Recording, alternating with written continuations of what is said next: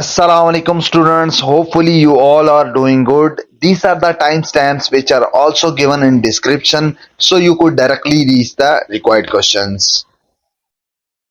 Exercise 8.4 start करने से पहले उससे रिलेटेड कुछ चीजें पढ़ लेते हैं जो हम इस पूरी एक्सरसाइज में पढ़ेंगे। इस पूरी एक्सरसाइज में हम पढ़ेंगे एरिया ऑफ ट्रायंगुलर रीजन से रिलेटेड कि कोई भी ट्रायंगल अगर आपके पास गिवन हो तो उसके अंदर जो सारा एरिया है, ठीक है, ये ट्रायंगल आपके पास राइट एंगल ट्रायंगल की नहीं बात हो रही, रैंडम कोई भी ट्रायंगल हो तो इसके अंदर जो सारा एरिया है उसको निकालने के कितने तरीके हैं। ठीक है, तीन डिफरेंट केसेस हैं जो इसमें डिस्कस हुए हैं पूरी एक्सरसाइज में। पहला क्या है कि अगर आपके पास दो साइड्स और एक एंगल गिवन हो, उसका कोरिस्पॉन्डिंग एंगल का मतलब होता है कि जिस तरह से यहाँ पे अगर आप देखो तो बी और सी साइड गिवन है तो उसका कोरिस्पॉन्डिंग एंगल अल्फा होगा। ठीक है, इसी तरह मतलब जो दो साइड होंगी तो तीसरा वाला जो एंगल बनता है वो उसका कोरिस्पॉन्डिंग एंगल होता है। वो असल में उन्हीं दो साइड्स के दरमियान में बन रहा होता है। ठीक है, जब फिगर बनती है ना उन्हीं के दरमियान बना होता है।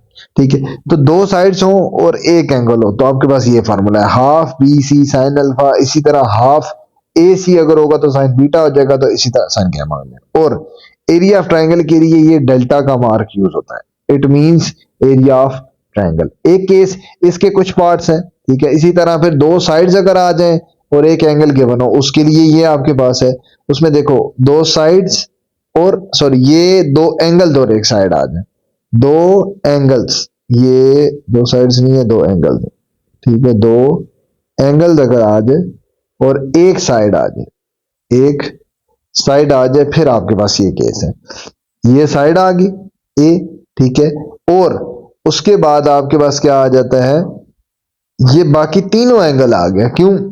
जब दो आपके पास एंगल गिवन होंगे तो दो एंगल से तीसरा 180 वाला कॉन्सेप्ट यूज करके दोनों को ऐड करके तीसरा एंगल निकालोगे, फिर आप एक दूसरा तीसरा तीनों एंगल यहां पुट करके तो आप इसे क्या निकाल सकते हो, डेल्टा। ठीक होगी बात। तो साइड जो भी गिवन होगी उस लिहाज से लगेगा फार्मूला, अगर एक साइड गिवन है तो ये लगेगा, बी गिवन है तो ये, सी है तो ये दूसरा केस आ गया। तीसरा अगर आ जाता है आपके पास कि तीनों साइड्स अगर आपके पास गिवन हो, तीनों साइड्स हो तो आपके पास ये फार्मूला है। ठीक है, इसमें जो एस है, एस का भी फार्मूला है कि तीनों की साइड का सम डिवाइडेड बाय 2 होता है, ये एस का फार्मूला है। खैर वो जब हम क्वेश्चन करेंगे उस पर डिटेल में आ जाएंगे। तो ये तीन डिफरेंट केसेस है और यही तीन पॉसिबल है। इसके अलावा कई स्टूडेंट अगर माइंड में आता है कि सर इसके अलावा तो तीन एंगल्स हो तो वो भी एक बन सकता है, वो कभी भी नहीं बन सकता, क्योंकि अगर आपके पास तीन एंगल गिवन हो तो ट्राइंगल की के साइज का आइडिया नहीं हो सकता। मसलन ये आपके पास एक ट्राइंगल है जिसमें 60-60 के एंगल है तीनों, ठीक है, इसका एरिया और होगा। और अगर मैं इतनी बड़ी ट्राइंगल बनाऊं और ये भी एंगल 60-60 का हो सकता है, इसका एरिया और होगा। It means by knowing the angle we can't identify the size of triangle. ठीक होगी बात, इसलिए तीन एंगल वाला कोई केस नहीं बनता। तो स्टार्ट करते हैं, पहले क्वेश्चन से स्टार्ट करते हैं वन बाय वन। सारे केसेस के दो दो पार्ट अटेम्प्ट करेंगे ताकि वो क्लियर हो जाए कि किस तरह से अटेम्प्ट करना।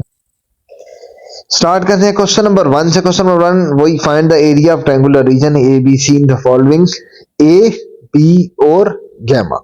यहां से क्लियर नजर आ रहा है कि दो साइड्स गिवन है और एक क्या गिवन है, एंगल गिवन है। तो कौन सा फार्मूला लगाएंगे जो फर्स्ट केस हमने पढ़ा था, दो साइड और एक एंगल का क्या फार्मूला था, triangle area of triangle is equal to 1/2 side कौन कौन सी गिवन है, ए और बी, तो 1/2 A B and sine of third angle A B है तो इसका मतलब है गैमा, वो आ जाएगा।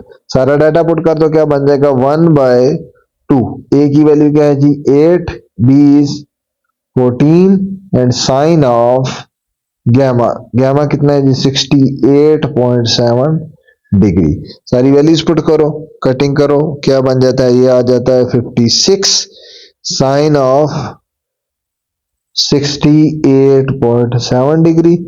इसकी वैल्यू भी पुट कर दो, ये बन जाता है 56 साइन, इसकी वैल्यू होती है ऑलमोस्ट 0.9316, मल्टीप्लाई करो तो एरिया ऑफ ट्रायंगल आ जाएगा। Area of triangle will be equal to 52.1696, ये आ गई इसकी अप्रोक्सीमेट वैल्यू।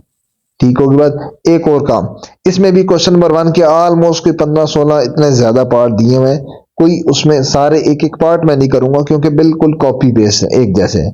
हर कैटेगरी के 3 कैटेगरीज हमने पढ़ी है, तो तीनों कैटेगरीज के मैं दो दो पार्ट कराऊंगा ताकि आपको क्लियर हो जाए कि किस किस तरह से होंगे। ठीक होगी बात। अब आ जाते हैं पार्ट 4 पे। ठीक है, पार्ट 4 बीच में जो सारे पार्ट्स हैं वो भी सेम यही केस है कि एक एंगल है और दो साइड के। यहाँ पे भी अगर आप देखो तो एक एंगल आ गया और ए और सी ये दो साइड आ गए। ठीक है, तो ये पार्ट इसलिए लिए क्योंकि इसका एंगल थोड़ा सा डिग्री मिनट्स दोनों में है, तो उसमें क्या पहले कन्वर्जन कर लेंगे फिर वो उस एंगल को यूटिलाइज कर लेंगे। ठीक है, कन्वर्जन कैसे होगी? बीटा आपके पास यहाँ पे क्या गिवन है? Beta is given in the form of 46 degree and 50 minutes. So convert this minute into degree as well. So it can be written as 50 divided by 60. ये सारा 9th में कॉन्सेप्ट पढ़ा हुआ है कि मिनट्स में जाना हो, डिग्री में जाना हो तो 60 से डिवाइड कर दो। इसको सिंप्लीफाई करो तो ये बन जाता है 46 डिग्री प्लस 0.8333 डिग्री। ऐड करो तो beta will be equal to 46.833 degree. Beta ये आ गया। ए और सी वैसे ही गिवन है, बस एरिया ऑफ ट्रायंगल का फार्मूला लगा दो। क्या बन जाएगा? Area of triangle is equal to 1/2। Side कौन कौन सी गिवन है? ए और सी। ए सी साइन ऑफ तीसरा एंगल क्या बनता है? ए सी अगर हो गया तो बीटा ही बनता है, is equal to 1/2। A is 43, C is 52 and sine of beta is 46.833 degree. ठीक होगी बात। इस सारे को मल्टीप्लाई कैलकुलेट करेंगे, ये बन जाता है 1118। ये नंबर्स मल्टीप्लाई करके साथ आ जाता है साइन 46.3। इसकी वैल्यू क्या होती है? 0.7299 से एरिया ऑफ ट्रायंगल इन दो को मल्टीप्लाई कर दो, ये बन जाएगा area of triangle will be equal to approximately equal to 815.0182। ये आपके पास आ जाएगा एरिया ऑफ ट्रायंगल। उसके बाद आ जाते हैं पार्ट नंबर 10 पे। पार्ट नंबर 10 पे इसलिए क्योंकि दो उसके केसेस हमने कर लिए हैं। अब दो प्रॉब्लम हम इससे रिलेटेड सॉल्व करेंगे जब आपके पास एक साइड और दो एंगल गिवन हो। एंगल आपके पास क्या हो? दो। ठीक है, अब उसके लिए हमने फार्मूला नेक्स्ट पढ़ा हुआ है, लेकिन उस फार्मूला में हमने देखा कि हमें तीसरा एंगल भी चाहिए होता है। ठीक है, अगर तीसरा एंगल चाहिए होता है तो सबसे पहले तीसरा एंगल निकालोगे। देखो एज पहले तीसरा एंगल निकालोगे, ठीक है, उससे कैलकुलेट करके आंसर निकालोगे, फिर आप वैल्यू निकालोगे। उसके लिए भी एक और काम ये कर लो कि पहले आप ये जो बल्कि इसी तरह as in triangle in any triangle हर ट्रायंगल में क्या होता है? Alpha plus beta plus gamma is equal to 180 होता है। तो सारे की वैल्यू यहां पुट करो तो क्या बनेगा? Alpha, this implies that alpha will be as it is. Beta क्या बना? बीटा हमारे पास आ जाएगा 30 डिग्री 15 मिनट्स। ठीक है, उसके अलावा गैमा क्या आ गया? Plus 110 degree equal to 180। ठीक है, उधर जाके माइनस हो जाएगा तो अल्फा क्या बनेगा? Alpha will B 180 degree minus 110, उधर जाके सारा माइनस हो गया, माइनस 30 डिग्री एंड 15 मिनट्स। इसको माइनस करो तो आपके पास यहाँ पे अल्फा आ जाता है अप्रोक्सीमेटली 30 डिग्री, ये बन जाता है 30 डिग्री एंड 15 मिनट्स। ये आपके पास नहीं, सॉरी ये बनेगा 39 डिग्री 39 डिग्री एंड 45 मिनट्स। ये आपके पास आ जाएगा अल्फा। ठीक है, आपके पास बीटा ऑलरेडी पता है, गैमा भी आपको पता है। ठीक है, अब एक और काम भी कर लो, ये डिग्री मिनट्स वगैरह जो है इसको सारे को डिग्री में कन्वर्ट करो और फिर हम एरिया ऑफ ट्रायंगल में फार्मूला में पुट कर देंगे। उस कन्वर्जन के लिए जिस तरह हम पहले करते आ रहे हैं, किस तरह से? Beta will be equals to convert करते हैं 30 डिग्री 15 मिनट है ना, तो मिनट को भी आप कर लो 15 डिवाइडेड बाय 60 और ये भी किस में चला गया? डिग्रीज में। इसको सिंप्लीफाई करो, क्या बनेगा? 30 डिग्री प्लस 0.25 डिग्री, ये आ जाएगा, this implies that beta will be equals to 30.25 degree. ये मेरे पास आ गया है बीटा। ठीक है, in the form of only degrees, ठीक है, in the form of degree, ताकि कैलकुलेशन आसान हो जाए। इसी तरह अल्फा को भी डिग्री में कर लो। अल्फा हमारे पास ये है, अल्फा को भी कन्वर्ट करूंगा तो क्या बनेगा, 39 डिग्री 45 मिनट्स है, तो उसको लिख लूंगा प्लस 45 डिवाइडेड बाय, उसको भी 60 से कर दूंगा और ये भी किस में चला जाएगा, डिग्रीज में, will be equal to 39 degree plus 0.75 degree. This implies that alpha will be equal to 39.75 degree.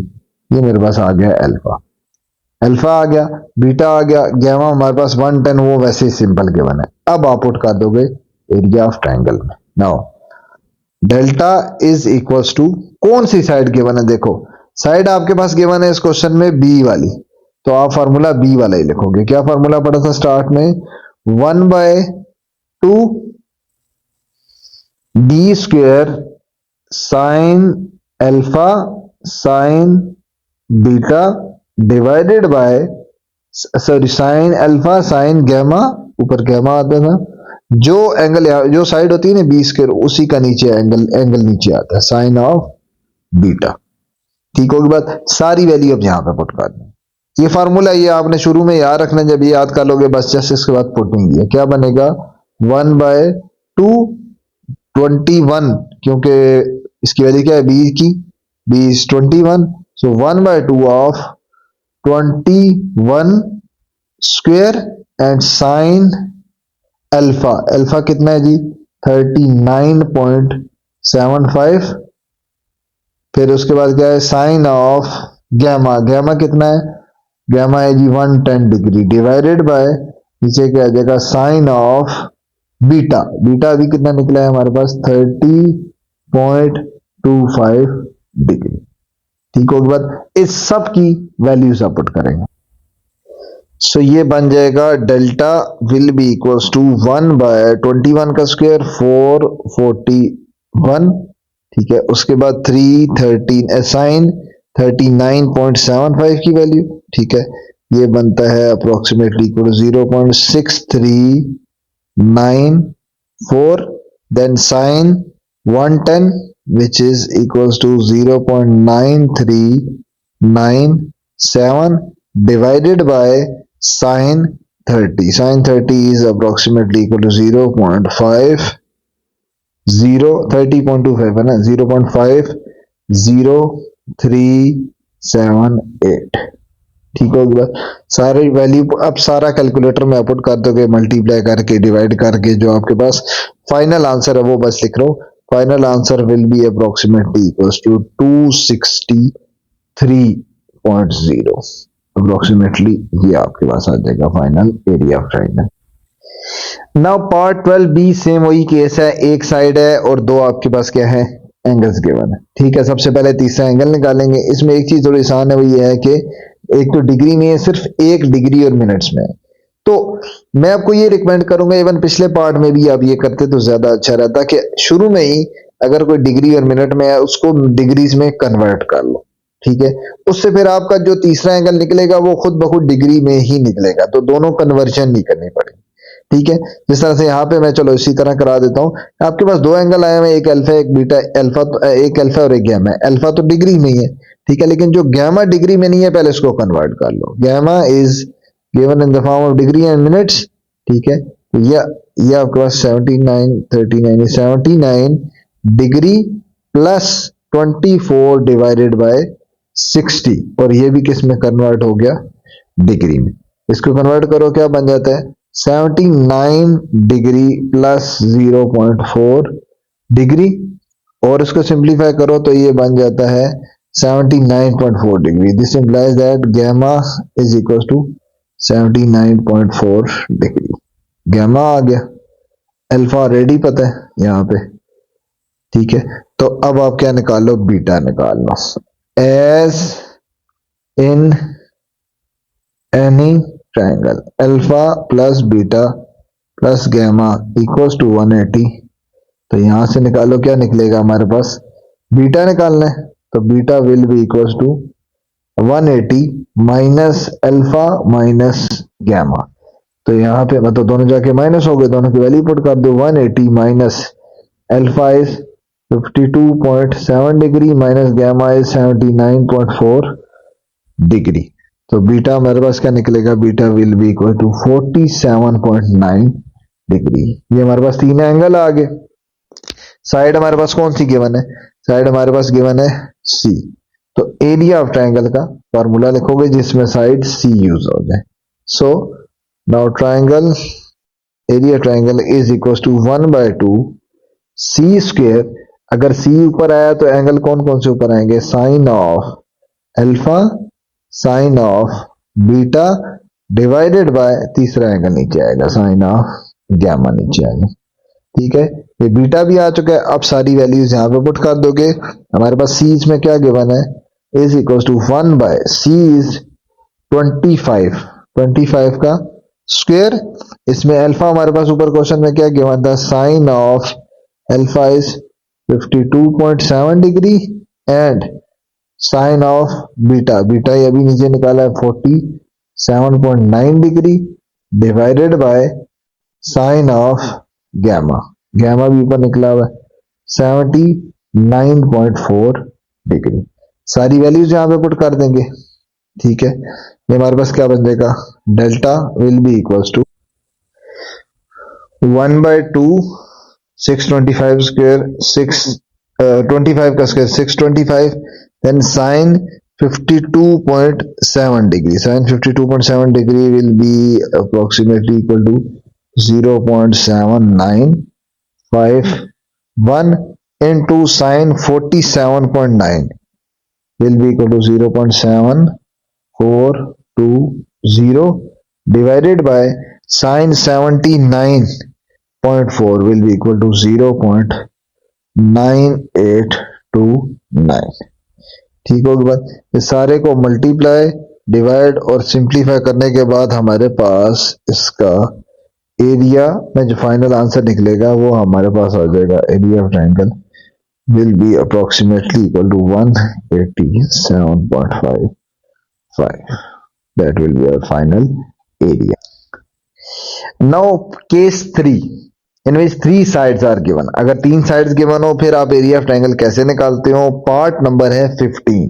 ठीक है, बीच में भी एक पार्ट है, 5th पार्ट आई थिंक वो भी है, जिसमें 3 साइड की बात होती है, वो भी हो जाता है 15 से ऑनवर्ड एंड तक सारे इसी तरह हो जाते हैं। ठीक है, और बीच में भी जो पार्ट्स हैं, ये मैंने इसलिए ये वाला पार्ट दिया फ्रैक्शन वाला पार्ट, तो थोड़ा सा जो मुश्किल या थोड़ा सा कैलकुलेशन वाइज ज्यादा होता है वो मैं एटलीस्ट यहाँ पे लाजमी परफॉर्म कराता हूँ कि ये हो जाए सिंपल वाला, फिर आपका इजीली ताकि आपसे हो जाए। ठीक है, अब यहाँ पे हमारे पास 3 है तो जाहिर सी बात है तीनों साइड्स हैं, ये आपके पास ए आ गई, ये आपके पास क्या आ गई बी, और ये क्या आ गई सी। हमारे पास जो फार्मूला है एरिया ऑफ ट्रायंगल का वो हमें पता है क्या है, under root S into S minus A S minus B S minus C. इसका मतलब है सबके लिए पहले तो चाहिए एस। एस का फार्मूला भी स्टार्ट में बता दिया था कि तीनों साइड्स का सम डिवाइडेड बाय 2। तो सबसे पहले आप एस निकालो और फिर सारा कुछ यहां पुट कर दो तो एरिया ऑफ ट्रायंगल। ठीक है, इस पूरे फार्मूला में पुट कर दो, क्या बनेगा हमारे पास, ये बनेगा S will be equal to A 1/2 plus B plus 1/3 and plus 1/4। A plus B plus C हो गए, तीनों हो गए, डिवाइडेड बाय 2, तीनों 2 से डिवाइड हो गए। अब ऊपर अगर देखो तो एलसीएम हमारा क्या बनता है, इस सारे का एलसीएम जो आता है ये आ जाता है 12 एलसीएम 12। अगर आप एक एक करके सबसे मल्टीप्लाई करो, इससे भी 12 करो, ठीक है, जो एलसीएम की कैलकुलेशन होती है, इसे भी करो इससे भी करो, तो क्या बचता जाएगा, इससे करेंगे तो 6 प्लस 4 प्लस 3 डिवाइडेड बाय, ये तो इसका एलसीएम था, नीचे वाला 2 तो एज इट इज ही है, तो वो आपके पास एज इट इज आ गया। ठीक है, इसको मैं जरा यहाँ पे इसके साथ जोड़ के लिख देता हूँ ताकि कंफ्यूजन ना। इसको फर्दर सिंप्लीफाई करो तो ये वाला 2 आपका इधर जाके मल्टीप्लाई हो जाएगा, क्या बनेगा, ऊपर वाला सारा सम हो गए 13 हो जाएगा डिवाइडेड बाय 6 to 20, और ये आपके पास निकल आया एस। ये किसकी वैल्यू निकल आई, एस की। ए बी सी की वैसे ही पता है, अब सारे का सारा कहां पुट कर दोगे, in the formula of delta. तो क्या बनेगा हमारे पास, delta will be equal to under root S into S minus A. S क्या आया जी 13 डिवाइडेड बाय 24। मैं इसी फार्मूला में पुट कर रहा हूं सारा कुछ, ये जो फॉर्मूला लिखा ना यहाँ सारा पुट कर 13/24s, फिर आपका आएगा s माइनस ए क्या है जी 1/2, फिर आपका आएगा दोबारा से s/24 माइनस बी क्या है 1/3, देन c क्या है s 13/24 माइनस 1/4, ये मैंने कर दिया -1/1। अब अंदर सबके एलसीएम लेंगे, एलसीएम लेके सारा सिंप्लीफाई कर देंगे। ठीक है, यहाँ पे थोड़ा सा मैं डायरेक्टली कर दूंगा, एक स्टेप करके आगे फिर मैं आप कैलकुलेटर पे बस पुट कर दोगे। ये क्या बनेगा, एलसीएम वेरिएबल इसके नीचे 2 है तो एलसीएम हो जाएगा 13 माइनस 12 डिवाइडेड बाय 24, क्योंकि एलसीएम इसका क्या है 24 जब पहले से मल्टीप्लाई होता है तो पूरा कैंसिल हो जाता है, जब दूसरे से होता है तो 24 इस 2 से कैंसिल होता है और ऊपर कितना बच जाता है 12, वो साथ आ जाएगा। सेम सारा प्रोसेस हर एक में है। मतलब ये सारा तो काम आपका वही है जो एलसीएम आप छोटी क्लासेस में पढ़ते रहे हो, 9th में डिटेल में पढ़ते रहे, ये आ जाएगा, इसके साथ बचेगा 8। इसी तरह नेक्स्ट है एलसीएम क्या आएगा नीचे 24 जब 13 से मल्टीप्लाई होगा तो 24 पूरा कैंसिल, 13 एज इट इज। इसी तरह जब यहाँ पे 25 मल्टीप्लाई होता है तो ये कैंसिल होता है, ये बचता है 6, वो 6 मल्टीप्लाई हो जाता है। ठीक है, तो इसमें ये स्टेप मैंने कर दिया जो कि आपका हर एक में हुआ है। 24 इससे कैंसिल होता है 8, इसी तरह 24 इससे भी मल्टीप्लाई होता है, हर एक से होता है, ये से कट जाता है तो कितना बचता है 12। ये आंसर आगे, इसको प्लस माइनस करो तो क्या बनता है हमारे पास अंडर रूट, ये सारा सिंप्लीफाई करके बन जाता है 13/24 एज इट इज। ठीक है, नेक्स्ट सिंप्लीफाई करके माइनस करके 1/24, नेक्स्ट 5/24 और नेक्स्ट 7/24। तो 24 नीचे 4 बार आ गया, ऊपर आपस में मल्टीप्लाई नीचे मल्टीप्लाई, ये क्या बनेगा अंडर रूट, ऊपर बनता है 455 और नीचे बनता है 24 की पावर 4, समझो आ जाता है। ठीक है, 24 की पावर 4 आप अंडर रूट से काटो तो स्क्वायर बच जाता है, वैसे भी कर सकते हो और इस तरह से भी कर सकते हो। अंडर रूट 455 उसका एग्जैक्ट आंसर नहीं है, तो ये क्या आएगा 21.3307 डिवाइडेड बाय, नीचे 24 की पावर 4 है उसमें से 2 कटी है तो 24 का स्क्वायर बचेगा। ठीक है, और उसको सिंप्लीफाई करो और सारे को डिवाइड करो तो मैं डायरेक्टली अब आंसर लिख देता हूं, delta will be approximately equals to 0.03703 will be our final area of triangle। Similarly इसका जो 17th पार्ट है उसमें भी यही है। ठीक है, उसमें भी आपके पास क्या गिवन है, इसको भी सेम उसी तरह करेंगे, 3 साइड्स हैं तो बस उसी फार्मूला में पुट करके सबसे पहले एस सही होगा। ठीक है, फार्मूला हमने पहले भी जिस तरह से लिखा है, पहले एस सही है तो एस कैलकुलेट करते हैं, S is equals to sum of 3 sides divided by 2 A B C, तीनों गिवन है, यहाँ पे पुट कर देते हैं, क्या बन जाएगा 1.6 प्लस 2.6 प्लस 4.1 डिवाइडेड बाय 2, सारों को ऐड किया, ये बन जाएगा 8.3 डिवाइडेड बाय 2, डिवाइड करके अप्रोक्सीमेटली एस आ जाएगा 4.15, ये हमारे पास आ गया जी एस। ठीक है, अब एस क्यों चाहिए, एरिया ऑफ ट्रायंगल के फार्मूला पुट करते हैं, area of triangle is equal to S into S minus A, S minus B and S minus C. सारा डाटा यहां पे पुट कर देते हैं, क्या बन जाएगा under root 4.15 into 4.15 minus 1.6 then 4.15 minus 2.6 and 4.15 minus 4.1, ये सारे को आपस में माइनस किया, ये बन जाएगा 4.15, ये तो एज इट इज। नेक्स्ट बनेगा 2.55 1.55 एंड 0.05, इस सारे को आपस में मल्टीप्लाई करके बन जाएगा अप्रोक्सीमेटली अंडर रूट 0.8215 और इसका अंडर रूट लो तो area of triangle will be 0.9064। ये आपके पास आ जाएगा फाइनल एरिया ऑफ ट्राइंगल। तो क्वेश्चन नंबर 1 में हमने तीनों केसेस कवर कर लिए। ठीक है, आगे इवन पूरी एक्सरसाइज में ये तीनों केसेस, सिर्फ आगे वर्ड प्रॉब्लम्स की फॉर्म में गिवन होंगे, बाकी काम इसमें यही है। इस एक्सरसाइज में कुछ ज्यादा लेंथी काम नहीं।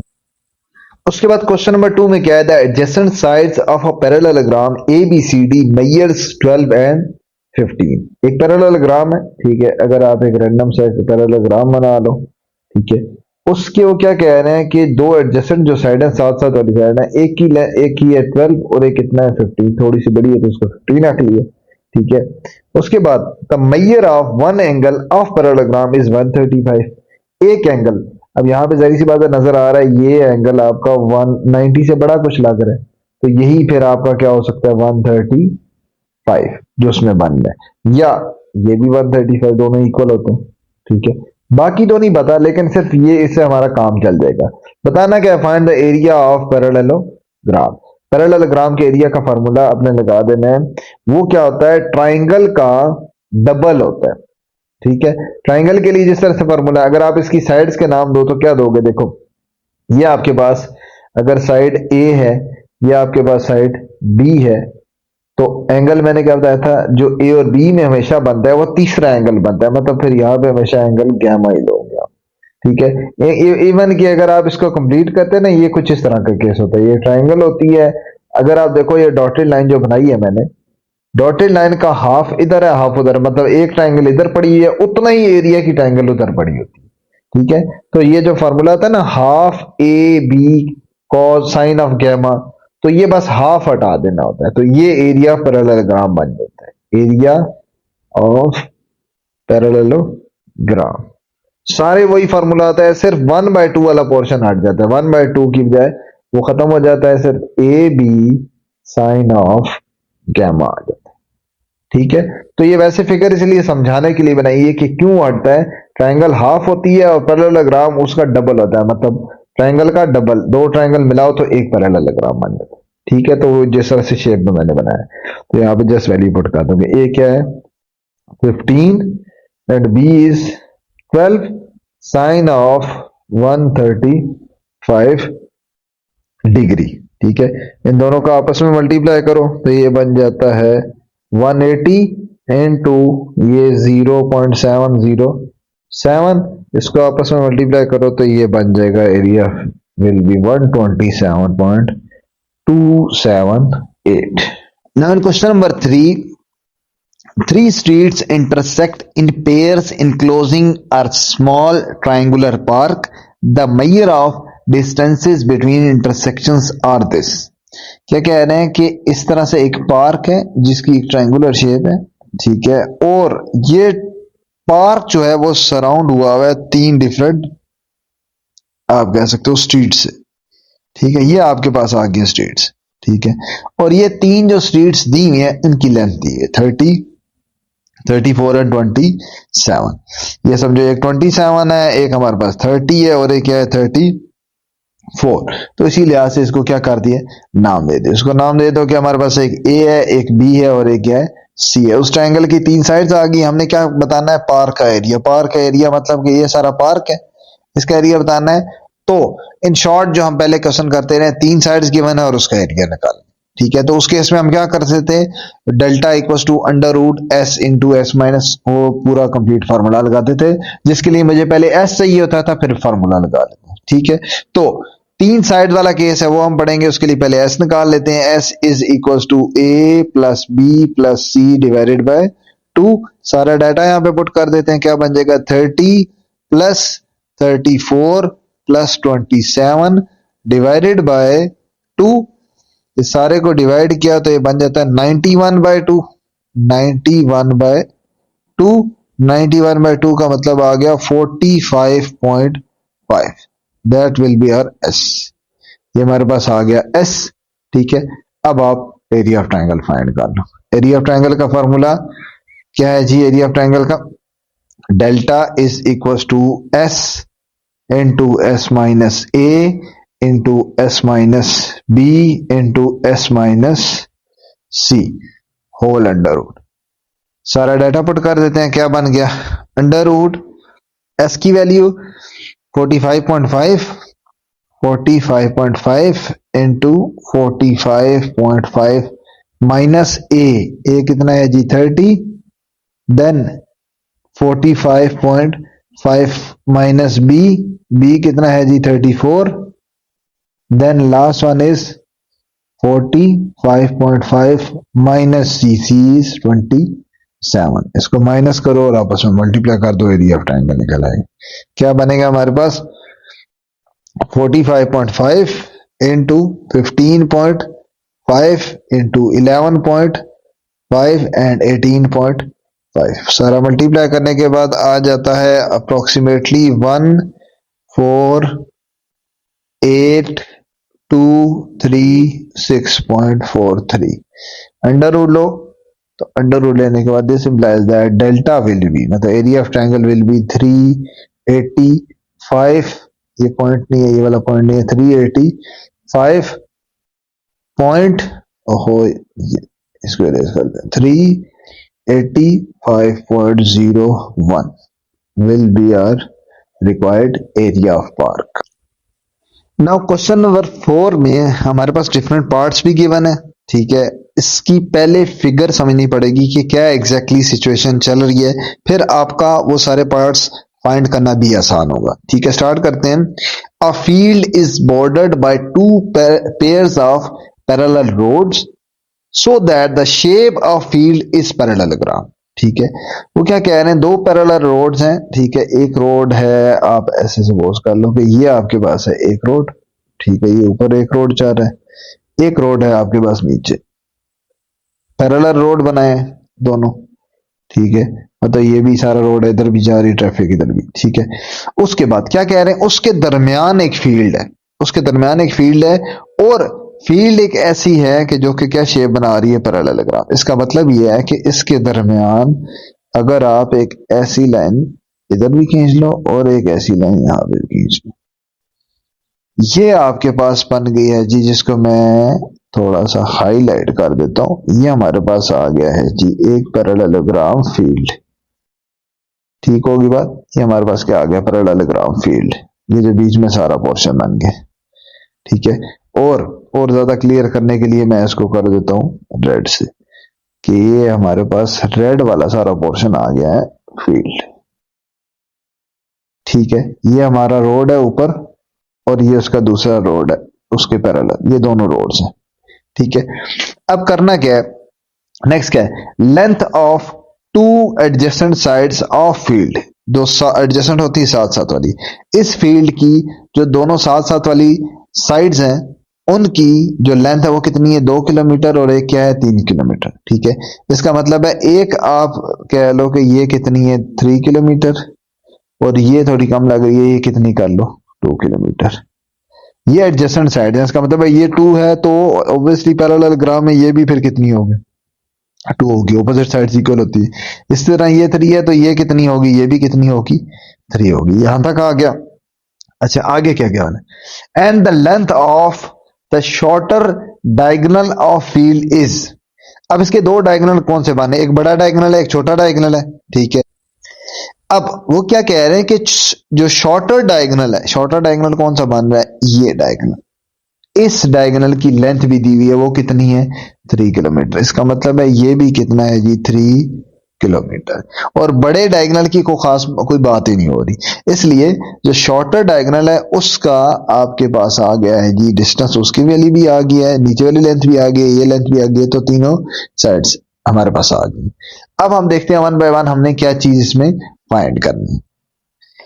अच्छा जी, फाइंड क्या करना है, find cosine of acute angle of parallelogram. देखो पैरेललोग्राम जो है उसमें एक ऑब्ट्यूस एंगल होता है, एक एक्यूट एंगल होता है। हमारे पास ये एंगल छोटा एंगल है, 90 से छोटा है, इसी तरह ये एंगल भी छोटा है, ये दोनों एक्यूट है, ठीक है। और ये जो कि मैं यूं डॉटेड सा बना देता हूं, ये जो बन रहे हैं बड़े एंगल है, ये दोनों कौन से एंगल है, ऑब्ट्यूस एंगल, ये बड़े एंगल है 90 से। तो वो क्या कह रहे हैं, आपने cosine of acute angle find करना है। कोसाइन होता है कॉस, कॉज आपने फाइंड करना है किसका, एक्यूट एंगल का। मतलब ये जो बनेगा यहाँ पे एंगल, यहाँ पे जो एंगल बनेगा इस जगह जहां पे मैंने अभी टिक लगाया है, यहाँ पे जो एंगल बनेगा इसका, ये क्योंकि एक्यूट एंगल है, ये हो जाए ये ऊपर वाला हो जाए, दोनों सेम ही होंगे। अगर ये 70 है तो वो भी 70 होगा। अच्छा, इस एंगल का आपने कॉस फाइंड करना है। ये वो फाइंड करने के लिए क्या है, find the cosine of acute angle, मतलब कॉस इसका फाइंड करना है इस एक्यूट एंगल का। ठीक है। अच्छा, ये कैसे फाइंड होगा, सिंपल सी बात है। ये आप कैसे फाइंड होगा, सबसे पहले तो उसको नाम देंगे कि क्या नाम दिया जाए इसको। अगर मैं यहां पे नेमिंग इस तरह से करूं, मैं फिलहाल ये ट्रायंगल कंसीडर करूं क्योंकि मेरी कैलकुलेशन जो है ट्रायंगल के लिहाज से होती है। तो मैंने ये जो एंगल फाइंड करना है इसको नाम देने के लिए आसान तरीका मैं क्या करूं, मैं अगर इस वर्टेक्स को नाम दे देता हूं ए का, इस कॉर्नर को, इसको नाम दे देता हूं बी का, और इसको नाम दे देता हूं सी का। मैंने इसको सी का इसलिए नाम दिया क्योंकि मैं कैलकुलेशन ना ट्रायंगल के लिहाज से करूंगा। ये ट्रायंगल अगर मैं कंसीडर करूं, ये वाली ए बी और सी, इसका फायदा क्या होगा, इसका फायदा ये होगा मुझे उसकी सारी साइड्स पता है, इसकी नीचे वाली साइड भी पता है, इसकी सारी मतलब इस ट्रायंगल की सब साइड्स पता है। अब इसको मैं एक एक करके नाम दे दूंगा तो मुझे पता चल जाएगा कि मैंने क्या एंगल फाइंड करना है, उसको क्या नाम देना है। इसको आप थीटा का नाम दे के लॉ ऑफ कोसाइन लगा सकते हो, क्योंकि आपके पास 3 साइड्स गिवन हो और एक एंगल निकालना हो, तो लॉ ऑफ कोसाइन हमने लास्ट एक्सरसाइज में पढ़ा था, वो यूज करके हम वहां से कॉस ऑफ थीटा फाइंड कर सकते हैं। ठीक है, वो लगा सकते हो। लेकिन मैं यहाँ पे आसानी के लिए स्टूडेंट को नाम देने का स्ट्रेटेजी इसलिए बताता हूँ, पिछले में जो हमने यूज किया था कि नाम देने की स्ट्रेटेजी आपको पता चल जाए कैसे। अगर आपने ए बी सी नाम दिए हैं तो सी के ऑपोजिट इसको नाम दे देना आपके, ये स्मॉल सी है, ये स्मॉल सी साइड आ गई। ये ए है, ए के ऑपोजिट हमारी कौन सी साइड बन रही है, ये जो शॉर्टर डायगोनल बन रहा है, ये स्मॉल ए आ गया, स्मॉल ए 3 किलोमीटर। इसी तरह ये बी वर्टेक्स था, बी के ऑपोजिट साइड बन रही थी ये वाली, so small B. It means मैं कह सकता हूं कि मेरे पास ए की वैल्यू आ गई है 3 और बी की वैल्यू आई है 2 और स्मॉल सी की वैल्यू भी क्या आई है 3। और मुझे इसमें फाइंड क्या करना, मेन चीज ये आपके पास क्या है जी, ये अगर आपके पास स्मॉल ए है तो इसके सामने वाला एंगल हमारा क्या होगा, अल्फा होगा। इसका मतलब है आपने फाइंड क्या करना है, अल्फा करना है।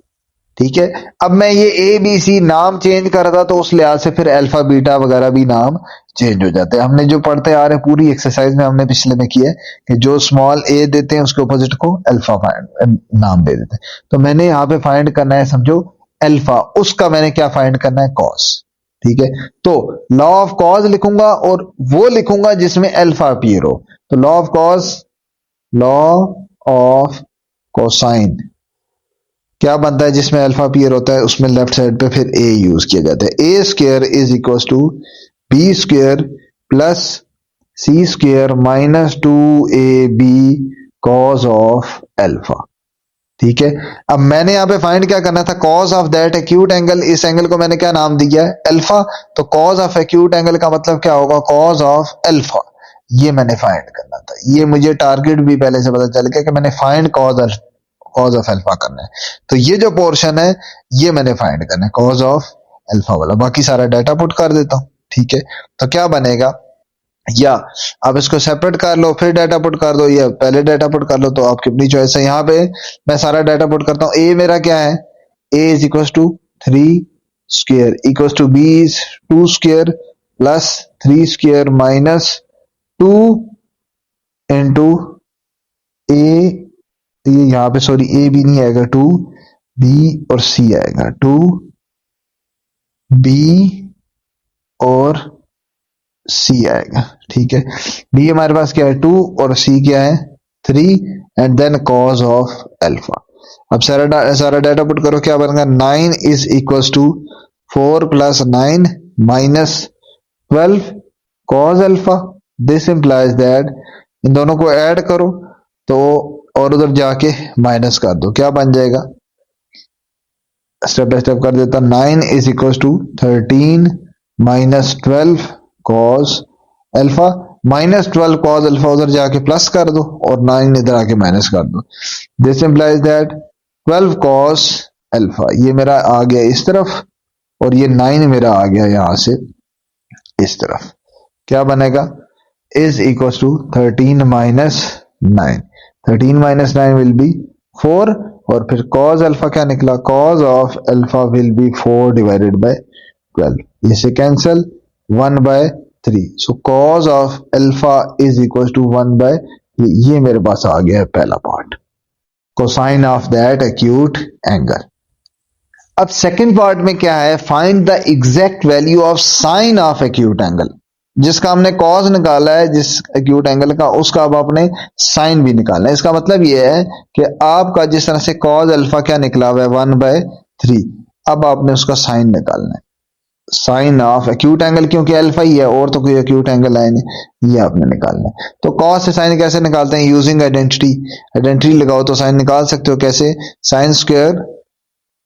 Sine square theta plus, theta नहीं, यहाँ पे अल्फा यूज हुआ तो अल्फा ही कर ले, sine square alpha plus cos square alpha is equal to 1। So from that we can conclude sine square alpha is equal to 1 minus cos square alpha. Put the value of cos alpha, क्या बन गया 1/3, 1/3 का square कितना बन गया 1 minus 1/9। So sine square alpha is 1/9, LCM ले लो तो क्या बन जाएगा 9 minus 1/9, sine square alpha is equal to 8/9, दोनों तरफ अंडर रूट लिया, क्या बन गया sine alpha will be equal to 8 divided by under root 8 divided by 3, दोनों तरफ मैंने क्या किया जस्ट अंडर रूट लिया, यहां पे भी और यहां पे भी अंडर रूट लेंगे और ये आंसर आ जाएगा। और मैं प्लस में ही लिखूंगा, वैसे तो प्लस माइनस आता है लेकिन प्लस में ही लूंगा क्योंकि साइन का आंसर पॉजिटिव होना चाहिए due to acute angle. Acute angle कौन सा होता है, लेस देन 90 डिग्री, और 90 डिग्री का मतलब है ये कौन सा क्वाड्रेंट बनता है, फर्स्ट क्वाड्रेंट। फर्स्ट क्वाड्रेंट में साइन कॉस टेन सारे ही पॉजिटिव होते हैं, इसलिए फर्स्ट क्वाड्रेंट है तो sine alpha will be equal to this one, या ये भी लिख सकते हो 2√2 डिवाइडेड बाय 3, ये भी इसकी सिंप्लीफाइड फॉर्म हो सकती है, ये वैल्यू निकल आएगी sine of that acute angle. Now third part क्या है इसमें, part C, find the, now part C में find the exact value of area of field.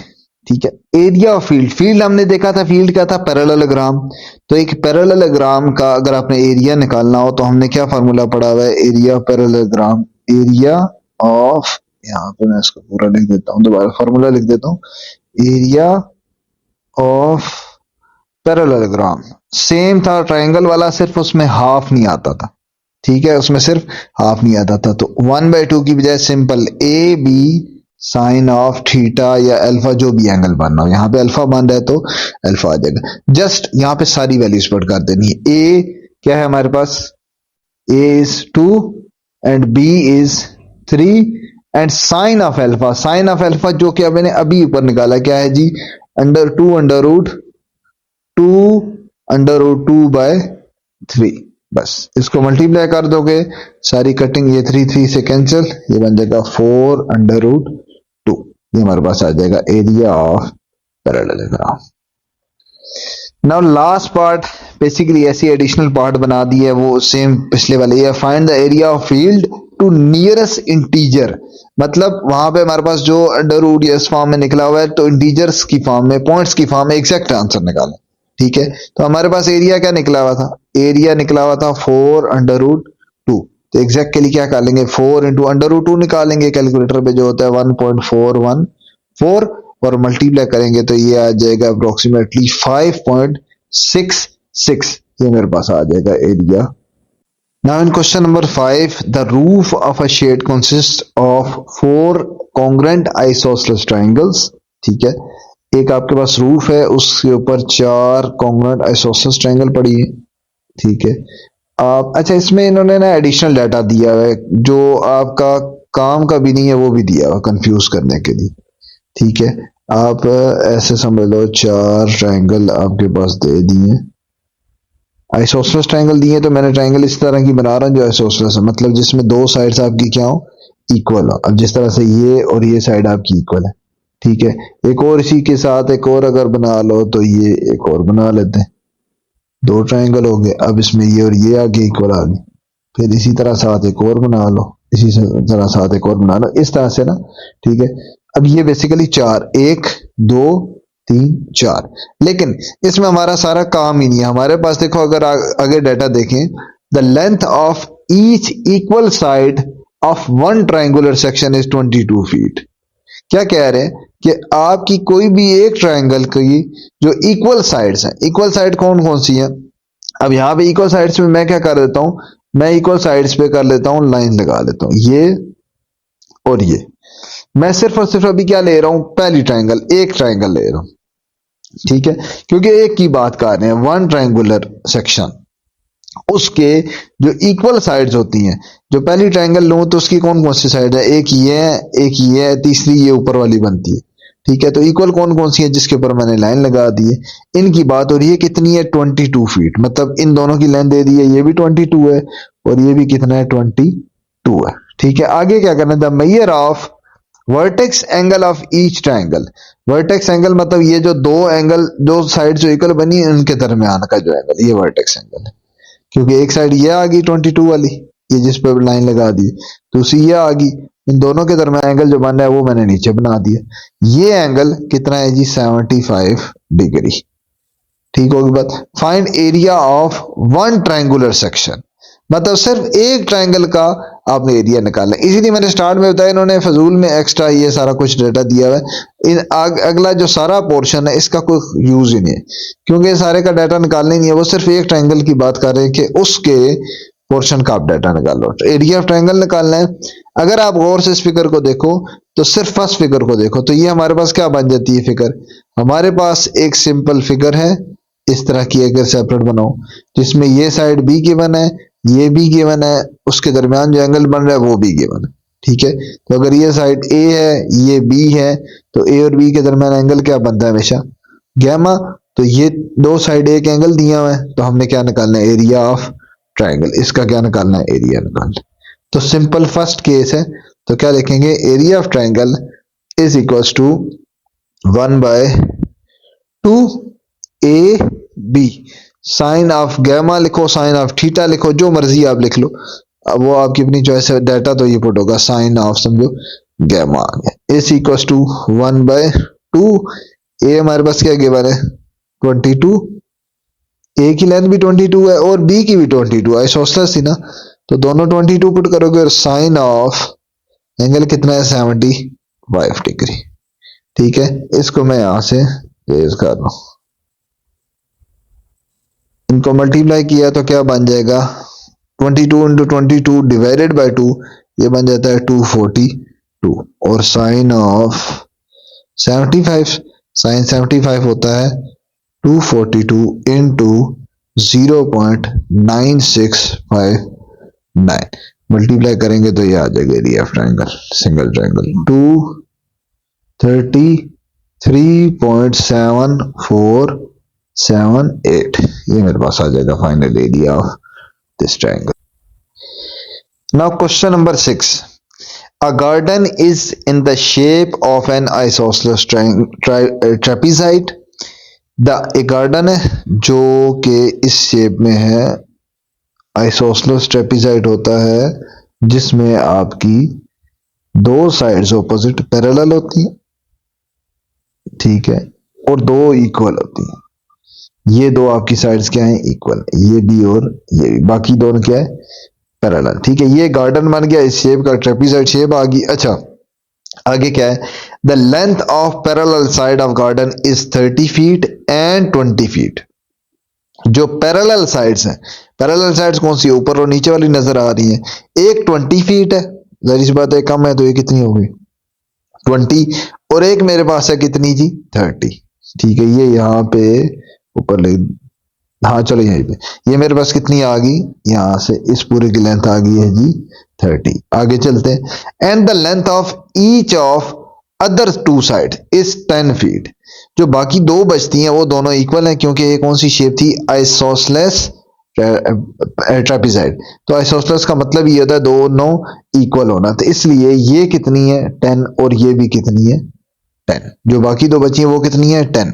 अब क्या करना है, if base angle of trapezoid is 60 degree, अगर बेस एंगल 60 है, बेस एंगल जो ये नीचे बन रहा है ये आपका अगर कितना है जी 60, ठीक है, ये भी 60 है और ये भी वैसे 60 है, ये अगर आपका है जी 60, तो हमने find the exact area of garden, मतलब ये जो पूरा अंदर का एरिया बनता है ये आपने फाइंड करना है एरिया, ये जो पूरे शेप का एरिया बनता है, ठीक है, ये सिचुएशन है। एक चीज मैं बता दूं, इस क्वेश्चन में फिगर से ही सारा मामला हल हो जाता है, फिगर से ही समझ आ जाए फिर आप इसको इजीली फाइंड कर सकते हो, ठीक है। अब पहला इशू ये है कि ट्रेपेजॉइड के एरिया का तो कोई फार्मूला हमने पढ़ा ही नहीं है कि एरिया ऑफ ट्रेपेजॉइड का क्या फार्मूला होता है, ठीक है। तो मैं इसको स्प्लिट कर देता हूं, दो तीन तरीके हैं, फार्मूला भी लगा हुआ उसके लिए डिफरेंट चीजें कैलकुलेट करते हैं, तो बजाय इसके कि हम नई चीजें कुछ सीखें हम इसको स्प्लिट कर देते हैं। हमने एरिया ऑफ ट्राइंगल पढ़ा है, हमने एरिया ऑफ पैरेललोग्राम पढ़ा है, तो मैं इस शेप को स्प्लिट कर देता हूं एक पैरेललोग्राम और एक ट्राइंगल में, ठीक है। मैं क्या करता हूं, इसको यहां से इसके पैरेलल लाइन अगर मैं ज्वाइन कर दूं, ये मैं डॉटेड लाइन रहा, ठीक है, मतलब मैंने क्या किया है, ए ये हमारे पास आ गया समझो बी, ये आ गया सी, ये आ गया डी, तो हुआ क्या, अब हुआ ये कि मेरे पास यहां पे इस पॉइंट को नाम दे दो समझो ई, तो मैंने ए से ई को ऐसे ज्वाइन किया है कि अब हमारे पास क्या बन गया, एक पैरेललोग्राम बन गया। पैरेललोग्राम हमारे पास क्या बन गया, पैरेललोग्राम यहां पे आ गया है जी ए ई सी डी, एक पैरेललोग्राम आ गया है, और एक मेरे पास बन गई ट्राइंगल। ट्राइंगल कौन सी बन गई है, ए बी ई, ऐसा ही है, एक ट्राइंगल बन गया और एक क्या बन गई, पैरेललोग्राम बन गया। इससे फायदा क्या होगा, मैं इस पैरेललोग्राम का एरिया निकाल लूंगा, फिर इस ट्राइंगल का एरिया निकाल लूंगा और दोनों के एरिया को ऐड करूंगा तो मेरे पास निकल आ जाएगा टोटल एरिया। ऐसे ही ना, पहले इसका एरिया निकाल लूंगा, ठीक है, इसका एरिया समझो इसका A1 एरिया निकल आएगा, पहला एरिया इसका निकाल लो या पहला इसका, जिस मर्जी का पहला निकाल लो, एक समझो निकल आएगा A1 एरिया इसका, A2 एरिया निकल आएगा इस ट्रायंगल का, तो टोटल एरिया क्या कर लेंगे, टोटल एरिया और ट्रेपेजियम के दोनों को क्या कर देंगे, ऐड कर लेंगे। तो मैं यहां पे लिख सकता हूं total area of isosceles trapezoid is equals to sum of both of these area A1 and A2। ये आपके पास आ गई है इक्वेशन। अब मैं इसको नाम दे देता हूँ इक्वेशन 1 का, और मैं यहां से फाइंड करता हूँ A1, ये A2 है, A1 दोनों लिख लिए, A1 फाइंड करता हूँ, A2 फाइंड करता हूँ, मतलब दोनों एरियाज फाइंड करता हूँ, ठीक होगी बात। अच्छा, उसके लिए अब समझना यहां पे जरा गौर से कि आपने ई से ज्वाइन तो कर लिया, ये आपकी एग्जैक्टली इस ए जो ए ई मैंने ज्वाइन की है, ए ई बिल्कुल पैरेलल लाइन ड्रा की है मैंने किससे, डी सी के, ये जो डी से सी पे आ रही है इसके बिल्कुल पैरेलल लाइन मैंने यहां से यहां पे ड्रा की, डी से सी पे। अगर पैरेलल है इसका मतलब ये होगा कि ये जो 30 टोटल लेंथ दी हुई है, 30 जो नीचे वाली बेस की पूरी लेंथ दी हुई है, यहां से लेकर यहां तक 30 दी हुई है ना, ठीक है, तो ये जिस पॉइंट पे स्प्लिट होगा कि ये इधर से इधर तक आ जाएगी 20, ये 20 है क्योंकि, और ये भी कितनी है 20। पैरेललोग्राम बना है, पैरेललोग्राम में ऑपोजिट साइड्स क्या होती हैं, इक्वल होती हैं, ये 20 आ जाएगी तो ये भी 20 आ जाएगी। अब मुझे एक चीज बताओ आप, अगर यहां से यहां तक 20 है, टोटल 30 है, तो बाकी कितनी बची, यहां से यहां तक ये बन जाएगी 10, ठीक है। लेबलिंग सारी यहां पे कर ली, इसी से आपका सारा प्रॉब्लम सॉल्व होगा। 10 आ गया एक चीज, दूसरी पैरेललोग्राम था तो पैरेललोग्राम की ऑपोजिट साइड अगर ये 20 है तो ये भी 20 होगा। इसी तरह अगर ये 10 है इस पैरेललोग्राम में तो उसको ऑपोजिट साइड ये भी कितनी होगी, 10 हो जाएगी, क्योंकि पैरेललोग्राम बनाई, ठीक होगी बात। तो मैं यहां पे क्या करूंगा, अब मैं A1 का एरिया निकालूंगा और फिर A2 का एरिया निकालूंगा। अब यहां पे अगर आप गौर से देखो इस पैरेललोग्राम में आपके पास कौन कौन सी दो साइड आ रही है, ए की वैल्यू आ रही है 20, इन दोनों ऑपोजिट साइड्स की कितनी आ रही है 20, मतलब ए आ गया 20 या ए किसी की भी आ गई 20 और एक आ रही है 10, एक की 10 आ गई, एक की 20 आ रही है, और एक एंगल क्या बन रहा है 60 डिग्री। एंगल क्या बन रहा है 60 डिग्री। तो आप फार्मूला क्या लगाओगे, एरिया पैरेललोग्राम। एरिया पैरेललोग्राम मतलब A1 इज, इससे पीछे आप लिख लो ज्यादा बेहतर है, एरिया ऑफ पैरेललोग्राम। और पैरेललोग्राम हमारे पास क्या बन रहा था, AEBCD, AECD, AECD, ये हमारे पास बन रहा है पैरेललोग्राम। और उसको हमने नाम क्या दिया हुआ, A1 का area is equal to, formula क्या पढ़ा हमने एरिया पैरेललोग्राम का, एक साइड बी दूसरी side, and then sine of angle between these two side. अब ए और बी में एंगल क्या बन रहा है, अगर ये मैंने ए रखी है और इसको मैंने बी रखा है, तो ए और बी में एंगल क्या बन रहा है 60 डिग्री, जो कि हम इसको गैमा कहें, अल्फा कहें। बात यह है कि आप लेबलिंग किसी से भी कर दो, मेन चीज है डाटा आपने सही पुट करना, ठीक है। So A B sine of gamma, सारा डाटा पुट कर दोगे यहाँ पे, क्या निकलेगा, ए हमारे पास क्या आ गया, A is 20 and B is 10, then sine of 60 degree, ठीक है। ये क्या बन जाएगा A1, एरिया निकल आएगा 20 इंटू 200 इंटू √3/2, ये से कैंसिल, तो क्या बन गया 100। सो A1 इज इक्वल टू 100 √3, ये मेरे पास निकला है एरिया 1। इसको इक्वेशन नंबर 2 का नाम दे देते हैं, क्योंकि ये मुझे A1 ऊपर पुट करना है फिर, लेकिन मुझे अब A2 भी निकालना है। अब A2 पे आ जाते हैं। A2 कैसे निकालेंगे, A2 is a triangle. Triangle का क्या फार्मूला होता है अगर एरिया निकालना हो, एक साइड देखो क्या दी हुई है, ये 10 दी हुई है, ठीक है। इसकी तो सारी साइड 10 है, अगर ये 10 है ये भी 10 है, A और B 10 ले लो, एक आपके पास आ गया समझो A, एक आपके पास आ गया B, और A और B में एंगल क्या बन गया यहाँ पे 60 डिग्री, ये हमारे पास आ गया गैमा। तो A और B और ये साइन ऑफ एंगल गैमा लगाओगे और एरिया ऑफ ट्रायंगल निकालेंगे। अब एरिया ऑफ ट्रायंगल में सिर्फ क्या फर्क पड़ा हमने शुरू से, बस उसमें 1/2 नहीं होता, ठीक है। तो क्या लिखेंगे now, area of triangle. Triangle का नाम क्या बनना था, ABE बनना था। तो ट्रायंगल में देखोगे तो यही नाम बना था। लेबल कैसे किया था, A2 से। फॉर्मूला क्या पड़ा था, 1/2 AB साइन ऑफ गैमा।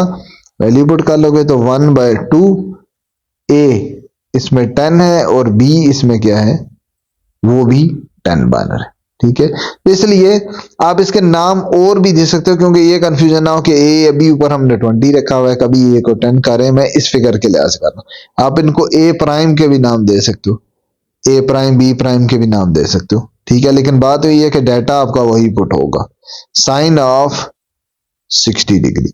सारी वैल्यूज पुट करोगे क्या बन जाएगा, 10 इंटू 10 100, 100/2 50 इंटू √3/2, इससे कैंसिल 25, क्या बना 25/√3 is the value of A2। तो ये हमारे पास, या यहाँ पे इसको ऐसे भी लिख लो ज्यादा बेहतर है, this implies that A2 is equal to this one. Equation number 3 का नाम दे दो, put A1 and A2 in this equation A1। So put 2 and 3 in equation number 1. So total area of isosceles trapezium लिख लो, या total area simple लिख लो, it will be equals to A1 √3 3 100 √3 plus 25 √3 is equals to 125 √3। ये मेरे पास आ जाएगा total area of isosceles trapezoid। Now question number 7 में क्या है, in triangle ABC angle A is given as 30 and in triangle DEF angle E is 150 degree. Show that if AB is equals to D and BC is equals to EF then area of triangles are equal। सबसे पहली चीज, इसको सबसे सही जो समझ आएगा वो तब आएगा जब आप इनकी सिचुएशंस के मुताबिक आप एक फिगर बनाओगे, फिर आप उस एरिया को कंपेयर कर सकते हो या बता सकते हो कि हाँ ये एग्जैक्टली बात हो रही।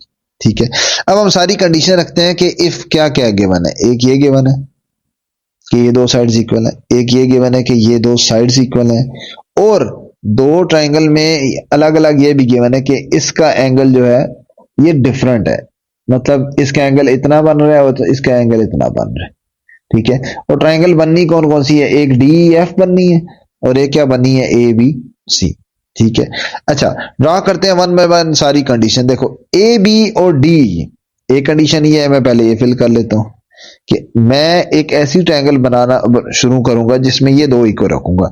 मतलब मैंने यहाँ पे कंसिडर कर लिया, एक लाइन बनाई और इधर भी एक लाइन बना दी, दोनों इक्वल है। इसका मतलब है ये अगर मैंने रख लिया, ये ए बी है, तो इसको मैं रख लेता हूं, ये मेरा है जी डी ई।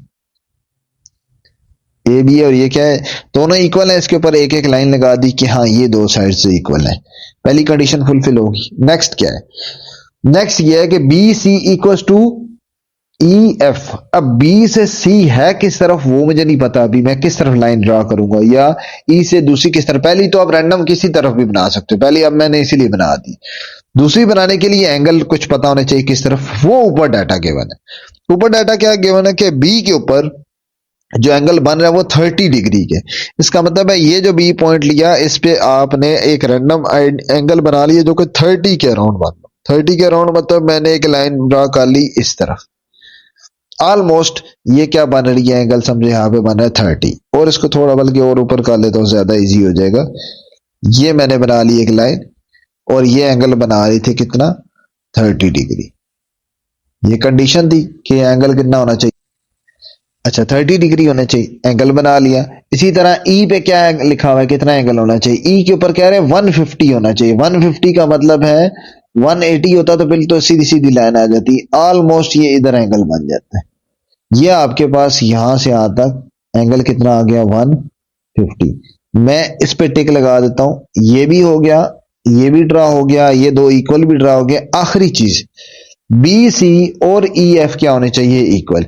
इसका मतलब बी से जो आपने लाइन एक्सटेंड की है वो जहां तक भी जाएगी वो पॉइंट का क्या नाम होगा, उस पॉइंट का नाम हो जाएगा समझो सी। ये मैं आगे भी एक्सटेंड कर सकता था, कम भी कर सकता था, लेकिन बस इस चीज का ख्याल रखना है, जो भी मैं सी रखूंगा, जितनी ये बी टू सी लेंथ रखी होगी, इस पे दो लाइन लगाता हूं, उतनी मैंने ई से आगे एक्सटेंड की होगी। ई से कहां तक है, ई से एफ तक है, मतलब ये मैंने एफ पॉइंट वहां पे रखना है कि ये जो लंबाई है ना यहां से यहां तक, ई से एफ तक, ये और ये बी टू सी, ये दोनों इक्वल होने चाहिए। तो मैंने इतनी लाइन एक्सटेंड की। ठीक है, इसको ज्यादा करता तो फिर इसको भी बढ़ा देता मैं। ये सिचुएशन जा रही। अब मैं ट्रायंगल पूरी करने के लिए क्या कर देता हूं, इनको आपस में कर देता हूं ज्वाइन। ठीक है, इसी तरह अगर इसको ज्वाइन किया तो इसको भी मुझे क्या करना पड़ेगा, आपस में ज्वाइन करना पड़ेगा। अब ये जो दो ट्रायंगल बनी है ना, ये बनी है ए बी सी ट्रायंगल, और ये बनी है ट्रायंगल डी ई एफ। इन दो के एरिया की बात हो रही है कि ये जो एरिया बीच में कवर हो रहा है ना सारा, ये सारा पोर्शन, और इसका भी ये सारा पोर्शन, ये सारे दोनों एरिया आपस में क्या है, इक्वल है। ठीक होगी बात, ये हमने प्रूव करना है। ये क्या लिखा हुआ नीचे कि दोनों के एरिया क्या है, इक्वल है। तो मैं क्या करूंगा, इसको ऐसे करूंगा, दोनों के एरिया का फॉर्मूला लिखूंगा। ठीक है, सबसे पहले क्या लिखा जाता है एरिया के फॉर्मूला के लिए, area is equals to area, या यूं कह लो एरिया कौन सी ट्रायंगल के, फर्स्ट वाली के। तो एरिया के लिए डेल्टा होता है, तो डेल्टा 1 मतलब कि पहले वाली ट्रायंगल का, ये फर्स्ट ट्रायंगल है ना, इसको फर्स्ट ट्रायंगल नाम दे दो, इसको नाम दे दो सेकंड ट्रायंगल। तो area of first triangle will be equals to 1/2, दोनों साइड्स होती हैं। अब साइड के तो मुझे नाम पता नहीं है, मुझे ये तो पता है कि ए बी और डी ई इक्वल है, लेकिन मुझे नाम नहीं पता, तो मैं नाम दे देता हूं।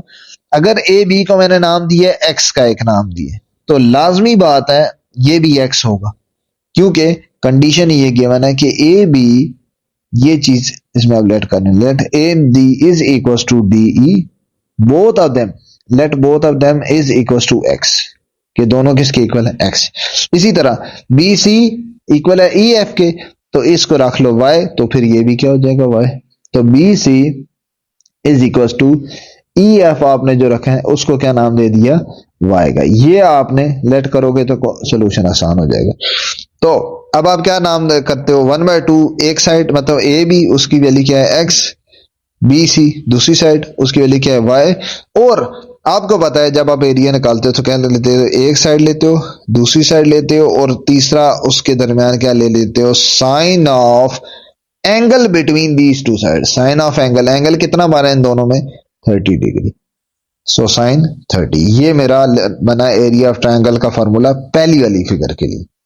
दूसरी के लिए क्या बनेगा, दूसरी के लिए दूसरा ट्राइंगल का एरिया, तो delta two will be equal to 1/2 पहली साइड डी, डी कितनी है वही एक्स है, फिर दूसरी साइड ई एफ वो कितनी है वाई है, और फिर उनके दरमियान एंगल कितना है 150, तो साइन ऑफ 150 डिग्री आ गई। ठीक है, अब दोनों का डाटा पुट करते हैं, क्या बनेगा 1/2 एक्स वाई साइन 30 होता है 1/2। कैलकुलेटर पे निकालो 1/2, इन दोनों को आपस में सिंप्लीफाई भी कर लो तो 1/2 ये बन गया 1/4 X Y. Delta one is this one, delta two निकालोगे क्या बनेगा, delta two is equal to 1/2 X Y and sine of 150, sine of 150 भी होता है 1/2। कैलकुलेटर पे निकालोगे ना यही निकलेगा, तो क्या बन जाएगा 1/4 एक्स वाई, तो क्या आ गया हमारे पास, डेल्टा वन और डेल्टा टू दोनों क्या आ गए आपस में इक्वल है। This implies that delta one is equal to delta two, यही हमने प्रूव करना था, हेंस प्रूव्ड, यही हमने प्रूव करना था। Now in question number 8, area of triangular garden is 150 metre square. अब इसमें एरिया गिवन है, फर्स्ट पार्ट है जिसमें एरिया गिवन आया है, ठीक है, वैसे तो फाइंड करने के लिए आ रहा है शुरू से।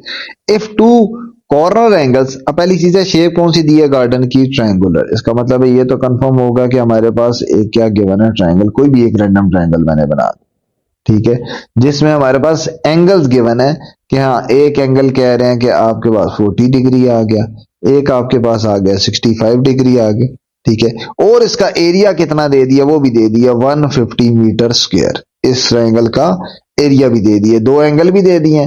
फाइंड क्या करना है, find length of that side, ठीक है, फाइंड हमने क्या करना है, साइड भी फाइंड करनी है, ठीक है, और उसके अलावा क्या फाइंड करना है, एंगल भी फाइंड करना है, थर्ड एंगल भी फाइंड करना है, ठीक है।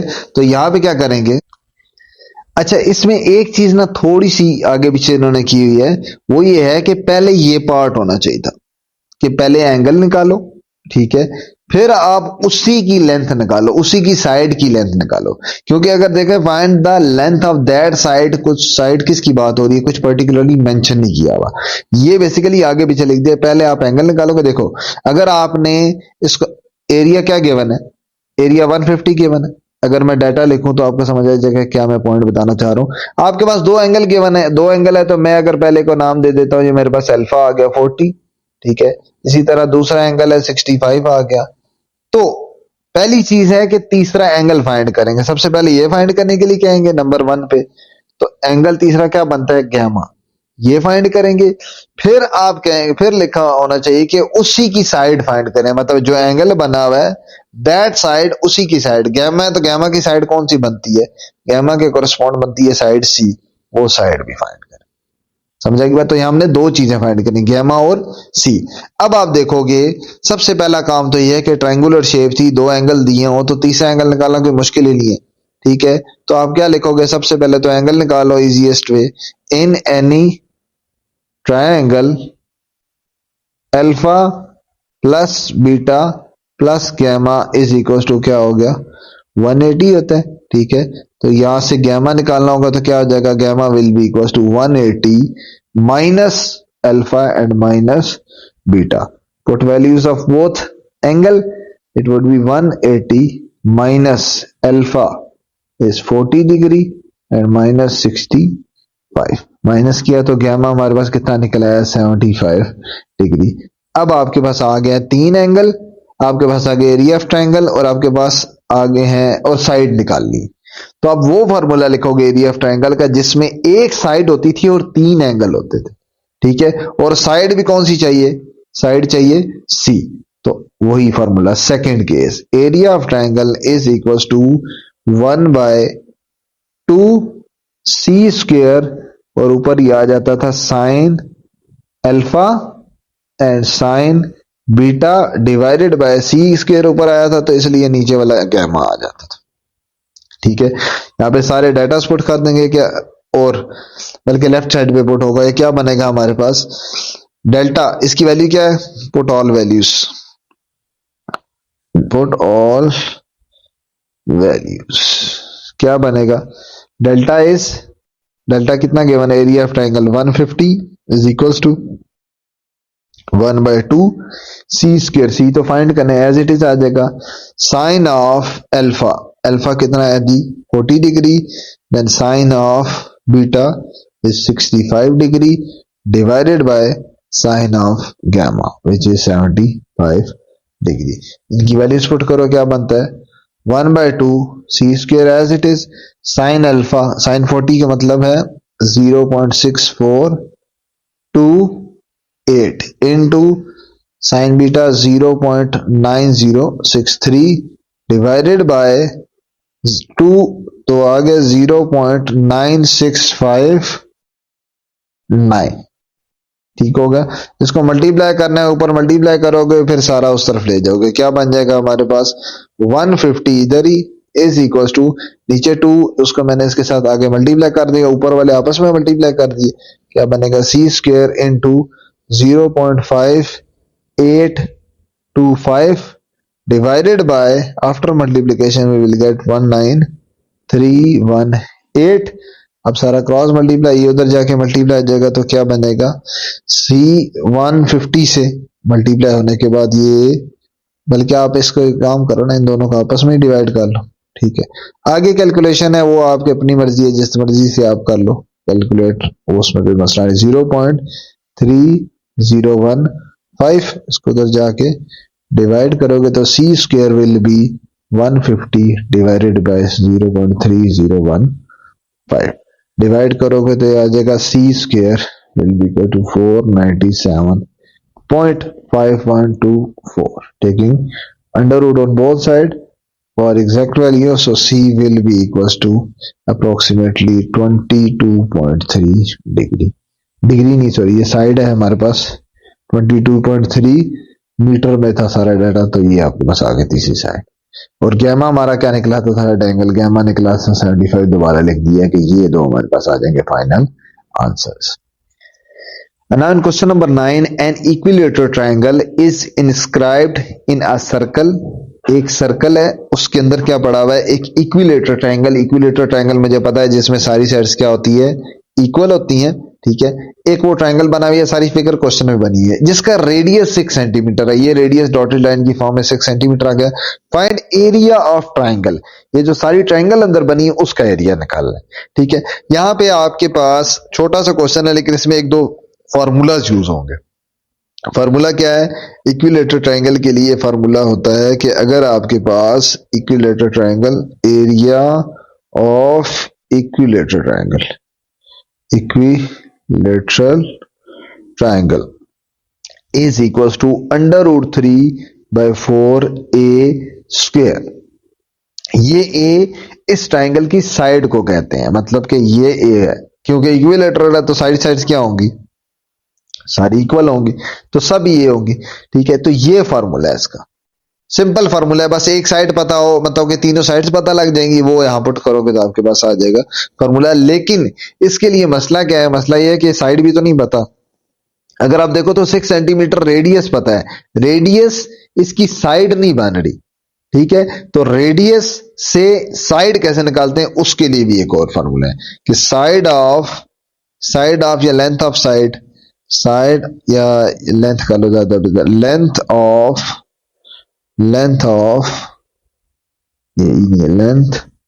Of side, each side of equilateral triangle inscribed in circle. अगर एक इक्विलेटरल ट्रायंगल सर्कल में पड़ी, जो कि सारी सिचुएशन यहां पे है, उसकी लेंथ का फार्मूला होता है in the form of radius, ये इक्वल होता है, समझो ए से डिनोट होती है पहली बात है लेंथ, जो कि हमने की हुई है, और वो किसके इक्वल होता है, रेडियस मल्टीप्लाई √3, ठीक है, तो यहां से इक्वेशन नंबर 2 से आप वैल्यू निकालोगे किसकी, रेडियस यहां पे क्या गिवन है, आर इज गिवन एज 6, ये रेडियस गिवन है, यहां पुट करके ए निकालोगे, ए फिर ऊपर पुट कर दोगे।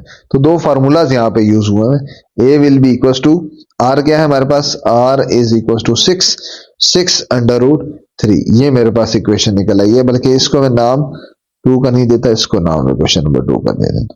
ये मेरे पास निकला है ए, इस 2 को पुट कर दूंगा इक्वेशन नंबर 1 में, तो एरिया ऑफ ट्रायंगल क्या निकलेगा, put 2 in 1, area of triangle का क्या निकलेगा formula, will be equal to 3/4, ये क्या था 3 under root, sorry under root 3/4 A square, A क्या है 6 अंडर रूट 3 उसका स्क्वायर, इसको सिंप्लीफाई करो क्या बन गया, under root 3/4 into 36 into 3, 36 multiply 3, multiply करके क्या बना, अंडर रूट 3/4 इंटू 108, इसको फर्दर कटिंग करने के बाद final answer will be 27 under root 3, ये मेरे पास निकल आएगा area of this inscribed triangle.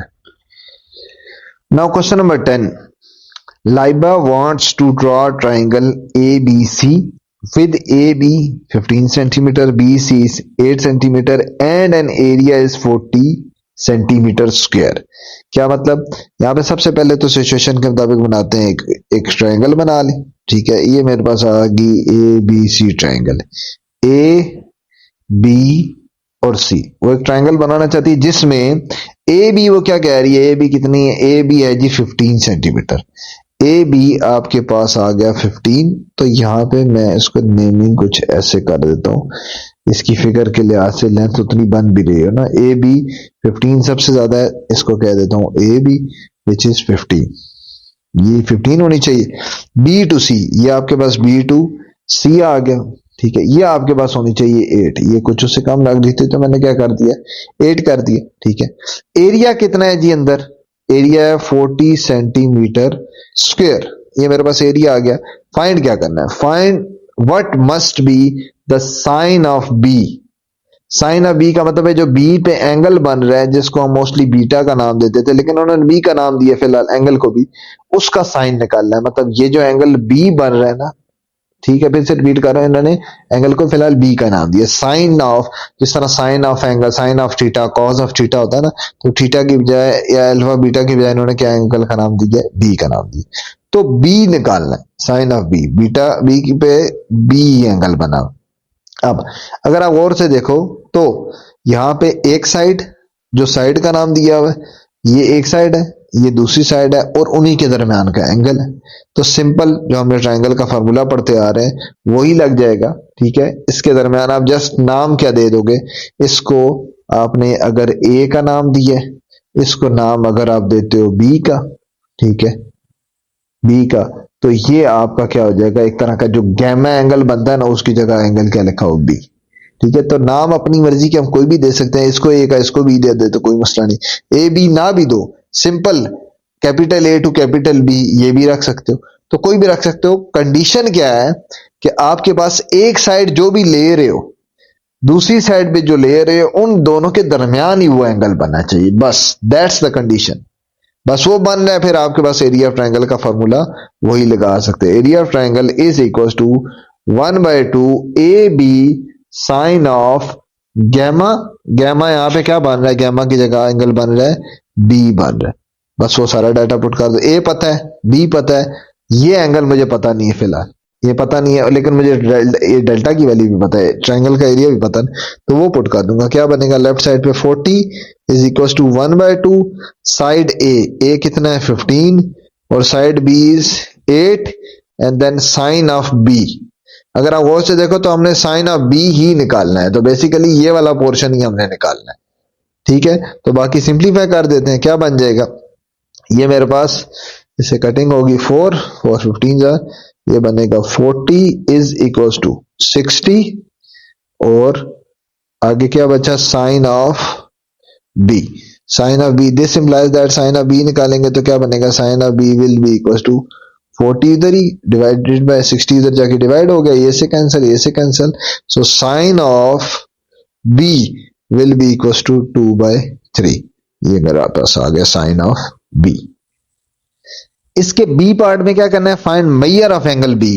B की वैल्यू भी निकालनी, सिर्फ साइन बी की नहीं निकालनी, तो आप उसी से कंटिन्यू कर लोगे। साइन ऑफ बी हमारा क्या निकला था, 2/3। So B will be definitely equal to sine inverse of that 2/3। That inverse will be approximately equal to, this implies that B is approximately equal to 41.8 degree. Calculator से निकालोगे तो ये आपका sign inverse of 2/3 आ जाएगा।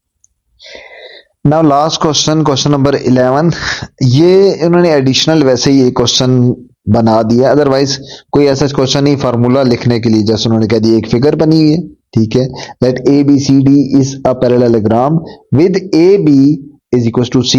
एक पूरी figure बनी है, ए बी किसके को रखा हुआ है, सी के को रखा हुआ है। जो लेबलिंग की हुई है वो उन्होंने सारा थ्योरेटिकल फॉर्म में लिखा, BC is equal to A, वो भी गिवन है, and angle B is theta, बीच में एंगल आ गया। फर्स्ट देखो पार्ट क्या है, write a formula for parallelogram in terms of CAN theta. Simple सी बात है, आप पैरेललोग्राम का फार्मूला पढ़ते भी रहे हो, एरिया ऑफ पैरेललोग्राम वो किसके इक्वल होता है, हाफ उसमें नहीं होता था सिंपल, तो वो किसके इक्वल होता है, ए बी।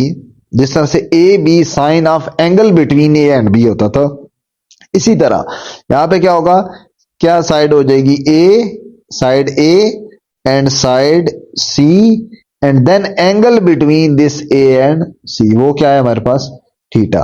तो side A then side C then angle between, sine of angle between that theta. ये वही फार्मूला जो हम पढ़ते आ रहे हैं, तो जस्ट वो फार्मूला इन्होंने लिखने के लिए कह दिया है।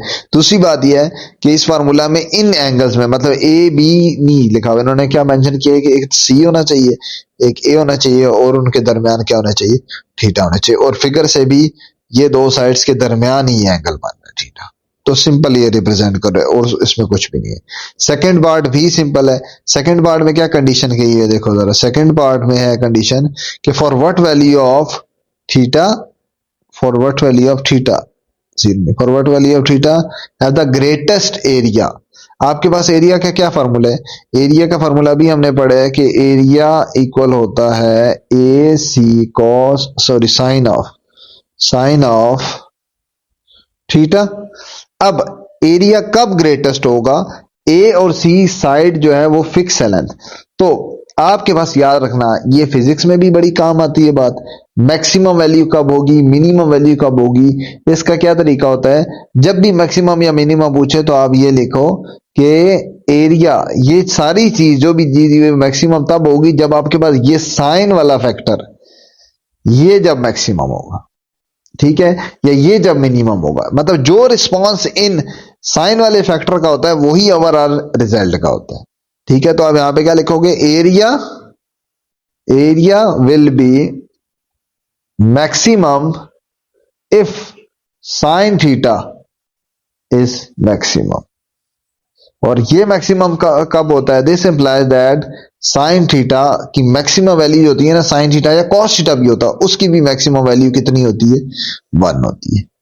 तो 1 वहां से आप थीटा निकाल लोगे, थीटा क्या निकलेगा, theta will be equal to sine inverse of 1। तो ये वैल्यू हमारे से किसकी पूछी है, for what value of theta, theta की वैल्यू पूछी है ना, कि जिसमें हमें एरिया क्या मिल जाए, मैक्सिमम मिल जाए। तो थीटा की यहां से वैल्यू निकल आएगी, theta will be equal to 90 degree. तो आप क्या लिख सकते हैं, this implies that for theta equal to 90 degree area will be maximum. ठीक होगी बात। एक्सरसाइज हमारी एंड होगी, इंशाल्लाह नेक्स्ट स्टार्ट करेंगे 8.5 से।